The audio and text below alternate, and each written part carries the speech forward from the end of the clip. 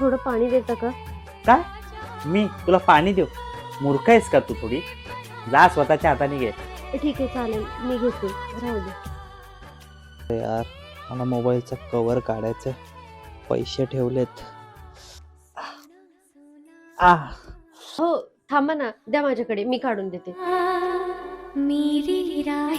अहो ऐका ना, तुमचा फोन वाजतोय. काय ग, तुला किती वेळा सांगितलं माझ्या फोनला हात नाही लावायचा? याच्यानंतर जर माझ्या फोनला हात लावला तर लक्षात ठेव.